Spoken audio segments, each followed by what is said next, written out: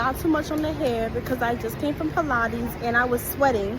But the pure oblivion of white women is something that I will never understand. And I understand it in the fact that it's their privilege to be oblivious. But my thing is, why would you ever want to be that oblivious to the world around you and just so disconnected and out of touch? I just don't understand that part. And it's for that reason that I would never want to be white. And I don't understand why people do. Because why would you want to be so disconnected and out of touch? When I was younger, I experienced this to an extent in elementary school because I was the only black child out of 400 kids. But they're kids, so you might give them grace. But doing study abroad and being around mostly white people, basically being one of 5 of like a group of 300 plus, to see how oblivious grown white women can be is appalling to me.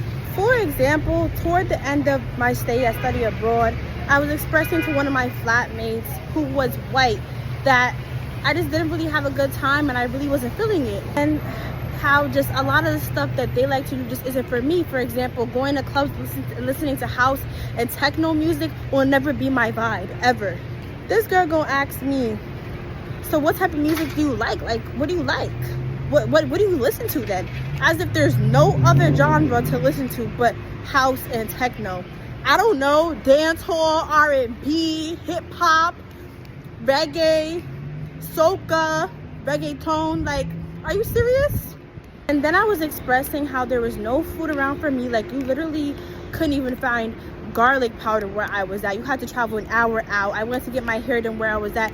The lady gonna take me from under the sink, start combing my hair dry. But of course, she was just so, like, she just couldn't understand. She was so confused. So confused how somebody could have a completely different experience than her and actually have had a bad time, because the whole time those girls were frolicking through and doing coke every other day and having the time of their lives. So they had no idea that somebody could have had a completely different experience, and that just bugs me. I just really don't understand how they could sit here and think that me and them could have the same experience when they came with big groups of schools. Some of them literally came with the same roommate that they had in their home institution and brought them to study abroad with them. They all were really clicked up because they came, like I said, with big universities, so they all knew each other already. Of course, when you have a million people that look like you, act like you, just like you, from the same school as you, and sometimes even your own roommate, you're gonna have an amazing time because it's just like being at home, just on vacation.